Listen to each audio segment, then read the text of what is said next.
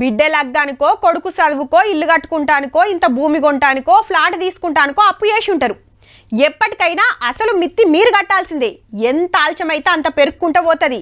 గా బాకీ మీరు తీర్చకుంటే మీ కొడుకు తీర్చాల్సిందే. ఎవ్వరు ఊకోరు. కానీ ఎవరో చేసిన అప్పులు దానికి మిత్తి మీరు నేను అందరం కడతామనే ముచ్చట ఎరకనా మీకు? మీ ఇంట్లో 4 ఉన్నారా? అయితే మీ అప్పు 7 లక్షలు. ఏంది 6 ఉన్నారా?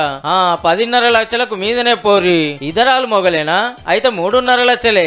చల్ మేమే మా దోస్తుగానికి 2 లక్షల బాకీ ఇచ్చినాం. మాకు అప్పు ఏందని మా మీద గరం అయ్యారు. ఇది మన పేరు మీద సర్కారు చేసిన అప్పు. ఇప్పుడు తెలంగాణ మొత్తం అప్పు 6,71,000 కోట్లు. మన జనాభా 3,77,00,000 చిల్లర. గా బాకీని నెత్తికింతేస్తే ఒక్కొక్కలకు 1,76,000 పడుతుంది. ఈ లెక్కన మీ ఇంట్లో ఎందరుంటే అన్ని 1,76,000. బడ్జెట్ యాళ్ళ సర్కార్ బయటకి ఇచ్చిన సామాజిక ఆర్థిక సర్వేలకు ఈ ముచ్చట బయటపడ్డది. తెలంగాణ వచ్చినప్పుడు రాష్ట్రం అప్పు 72,000 కోట్లే. ఒక్కొక్కల అప్పు 20,000. బంగారు తెలంగాణ చేస్తామని అప్పుల మీద అప్పులు తెస్తే ఇలా బాకీల తెలంగాణ తయారైందన్నట్టు.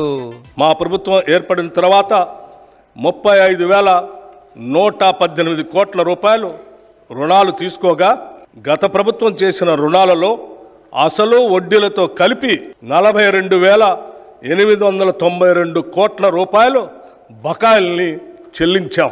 అయినా గా అప్పు మేము కట్టేది ఉందా? అంత సర్కారే చూసుకుంటుందని చేతులు దులుపుకునేరు. బరాబర్ మనమే కట్టాలి. కాకుంటే జేబులకెళ్ళి కాకుండా ట్యాక్స్ల పేరు మీద ఉప్పు పప్పు సబ్బు ఆఖరికి సోంపు కొన్నా దాని మీద పన్ను పడుతుంది. అది గవర్నమెంట్ కు పోతుంది. వాళ్ళు అప్పే కట్టచ్చు, ఇంకా దేనికన్నా ఖర్చే పెట్టచ్చు. కాబట్టి ఏలటోళ్ళు ఎవరు అప్పులు చేసినా కట్టేది మనమే అన్నట్టు.